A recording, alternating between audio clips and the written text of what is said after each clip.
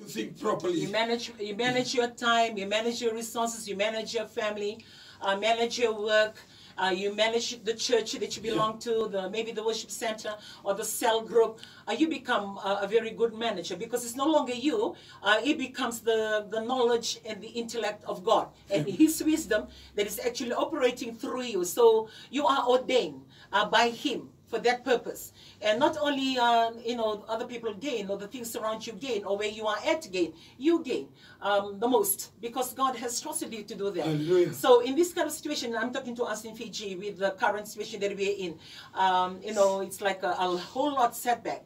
And don't allow that to define you. Don't allow that to think, okay, how am I going to be doing that? I used to be doing my tithe, but now with the need at hand, I can't really do that. Or before, I only have a little bit of family to feed. Now I can even spare one or two fish when I come back from the sea. Or you say, oh, I cannot spare any more kumala. I've just come back from the farm.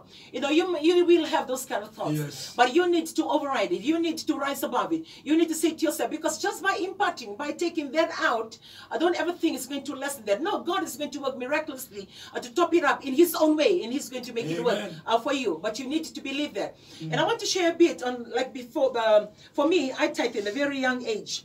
I started tithing, and I came to know about tithing when I was only in Form 3, Form 4, and I began to tithe. In everything that I receive, I begin to tithe.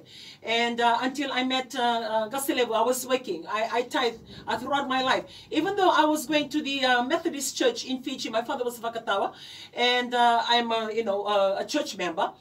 Even though it's not taught, it's not announced, but I continue to give my tithe. And when we came in as husband and wife, having our own small family way back then in Malawai, we were given the responsibility to look after the church, head of Sunday school. Yeah, a lot of things we were doing. And there was this particular small church in Malawai that we looked after. For those of you who were with us then may remember. And there was a small church, and we used to come in with, just a basic necessity, a roof over above and open air all over with the soil and grass. We have to change the grass nearly every Saturday to make it happen for Sunday. And those are the things that we started off with. And by looking at that, apart from the tithe, I want to share with you, because it's practically what had happened. And maybe you can attest to it, or you can identify that you can take whatever that you know will benefit you. Amen. And as we came in, we did all with the savings, so apart from our tithe and everything, Gaselevo wasn't tithing. That's when he was stealing my tithe.